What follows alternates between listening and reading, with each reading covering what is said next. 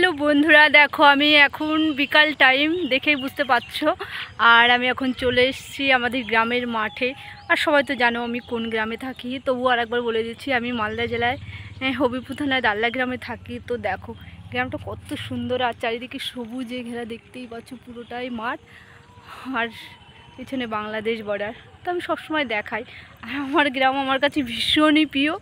হ্যাঁ, আর আমি একা আসিনি মাঠে না, এটা এখান থেকে আর কি মাঠ শুরু। তো এখানে একটা খাল আছে, তো এখানে প্রচুর মাছ গর্ত আছে, আর এই গর্ত থেকে প্রতিদিনই মাছ ধরা হয়। তো প্রতিদিন এক একটা গর্ত থেকে মাছ ধরে। তো এর আগের দিন এই গর্তটা থেকে মাছ ধরেছিল, তো আমি দেখিয়েছিলাম। তো আজকে আবার এইখান থেকে মাছ ধরেছে, আজকে তো না কালকে ধরেছে। তো এই জলটা আবার ওখানে দিয়ে দিয়েছে। তো আমার দিদির ছেলে প্রতিদিন বলে মাছ ধরবে, তার জন্য।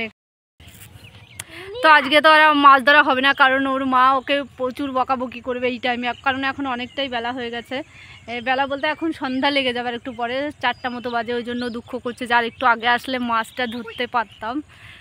তো তোমরা যারা যারা শহরে থাকো, এরকম গ্রামে থাকো না, তাদেরকে বলবো আমাদের গ্রামটা অবশ্যই তোমরা আসো, আর আমি আমাদের গ্রামটা তোমাদেরকে সুন্দরভাবে ঘুরিয়ে দেবো। ভীষণই সুন্দর আমাদের গ্রাম। বিকাল কেন, সব সময় এক একটা রকম দৃশ্য থাকে, পুরো মাঠটা ভীষণই সুন্দর। আর যেহেতু আমি এখন মাঠে নেই, গর্তর মধ্যে দাঁড়িয়ে আছি। এই দেখো খাল, এইদিকে খাল বলে এটাকে, যারা গ্রামে থাকে তারা অবশ্যই বুঝে। তো বাই, টাটা। তোমরা যারা আসতে চাও আমাদের গ্রামে অবশ্যই চলে আসো। হুম।